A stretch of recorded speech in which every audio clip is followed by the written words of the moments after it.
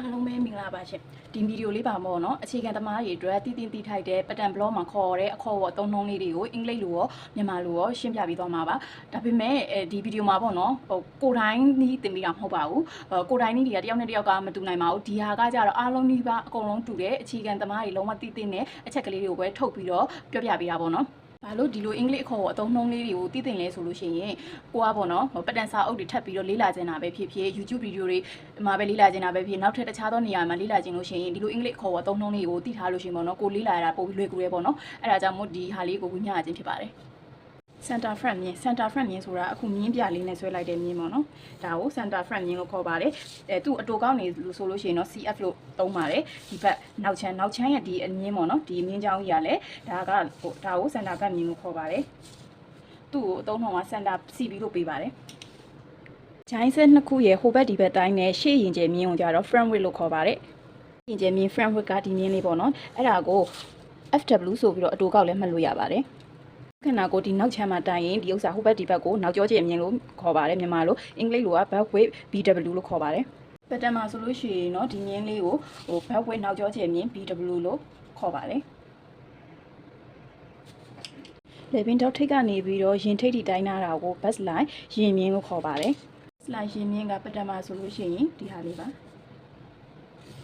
သူ့ကိုအတူကောက် BL လို့လည်းရေးလို့ရပါတယ်လေပင်ဒီထိတ်ကနေပြီးတော့ခါးထိတိုင်းထားတာကို waist line လို့ခေါ်ပါတယ်ဒီမြင်းလေးက waist line ခါမြင်းသူ့အတူကောက်ဆိုရင် WL လို့ရေးလို့ရပါတယ်ခါးကနေတင်အမောက်ဆုံးနေရာကိုတိုင်းတာကိုတင်အမြင့်လို့ခေါ်တယ်အင်္ဂလိပ်လိုဆိုရင် inlet လို့ခေါ်တယ်ခါးကနေပြီးတော့အမြင့်ဆုံးနေရာကိုဆွဲထားတဲ့ဒီမြင်းကို hip line ပေါ့နော်အရှိတင်အမြင့်ကိုဆွဲထားတဲ့မြင်းကိုဒီ line ကို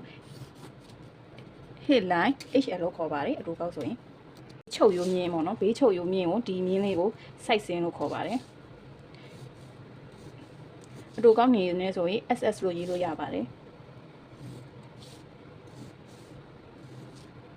ဒီပခုံးဆောင်မြင်းကိုကြတော့အင်္ဂလိပ်လို shoulder slope မြင်းလို့ခေါ်ပါတယ်အခုမိနေနဲ့ဆွဲလိုက်တဲ့ဟာလေးပေါ့နော်ဒါလေးကိုကြတော့ဂျိုင်းလို့ပြောရလေအဲ့ဒါကို front and ကို FAH နဲ့ရေးလို့ရပါတယ်နောက်ချိုင်းတန်မိုးကို back and hold လို့ခေါ်ပါတယ်အဲ့ဒါကို BAH ဆိုပြီးတော့အတူကောက်ရေးလို့ရပါတယ်ဒီရင်ထိတ်ပေါ့နော်ရင်ထိတ်နှစ်ခုကြားအကွာအဝေးကိုရင်ကွာနှုတ်ဝေးလို့ခေါ်ကြတယ်အဲ့ဒါကို dead distance လို့ခေါ်ပါတယ်